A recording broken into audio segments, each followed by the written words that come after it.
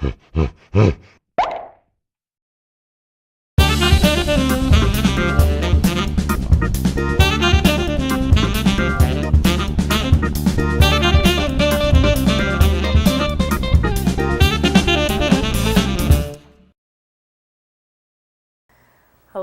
and welcome. You are now in the den with Dr. Jenn, a safe and comfortable place to explore female sexuality from a variety of perspectives and to start thinking about sexuality outside the box.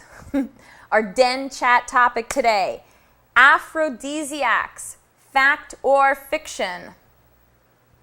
Well, according to an article by the U.S. Food and Drug Administration, first of all, the definition of an aphrodisiac is a food, drink, drug, scent, or device that, promoters claim, can arouse or increase sexual desire or libido.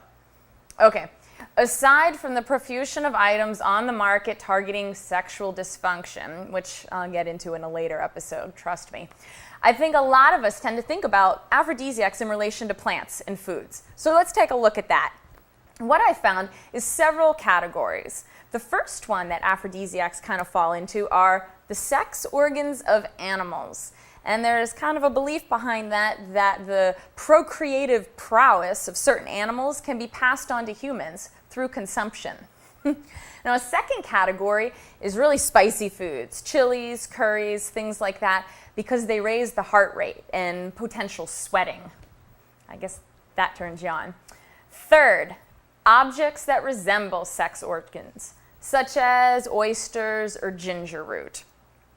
And fourth category I found are tasty or particularly indulgent foods that you eat yourself or you feed to a partner, such as chocolate, white or dark, strawberries, mangoes, champagne, and something I like, chocolate-covered espresso beans. Nice. Overall, the FDA claims that these are ineffective, sorry to say, and only legendary tales. And some of them are actually potentially dangerous. But you know what? If you're positive that it's safe for your body and it makes you believe or feel more desirous, then enjoy it. You know, especially if it's tapping into various senses, connecting with a partner. We create so much of our own realities by how we perceive things. So if you believe it arouses you, then it probably will.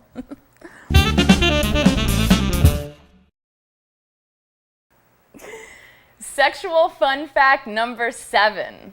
Now, this is building on our den chat topic of aphrodisiacs, and I would be remiss if I didn't mention Spanish fly. Spanish fly is probably the most legendary aphrodisiac and the most dangerous. No woman has ever left my arms unsatisfied. Made from dried beetle remains, the reported sexual excitement from Spanish fly actually comes from the irritation to the urogenital tract and a resultant rush of blood to the sex organs. But Spanish fly is a poison that burns the mouth and throat and can lead to genital urinary infections, scarring of the urethra, and even death. Hardly worth it, I think.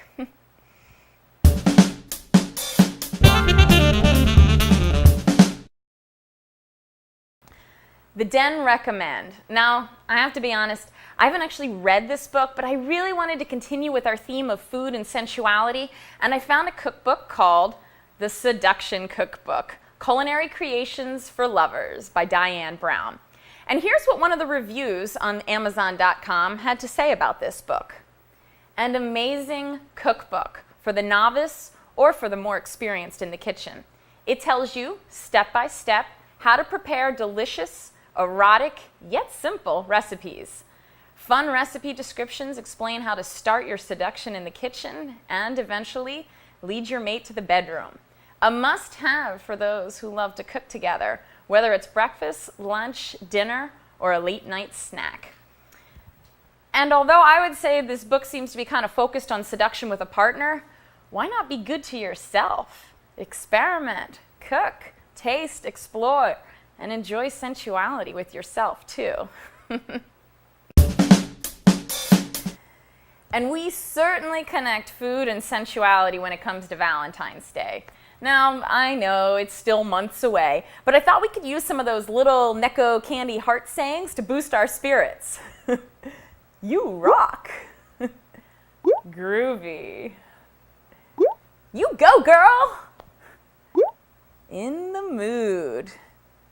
Yeah. All this talk about food and sexuality is making me hungry. And if you have any questions or comments about aphrodisiacs, visit me at DrJennsDen.com or email me at Jennifer@DrJennsDen.com.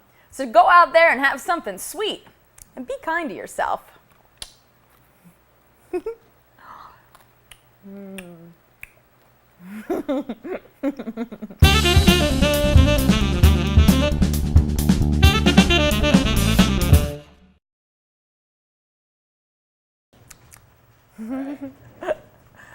I had chocolate-covered espresso beans in my box.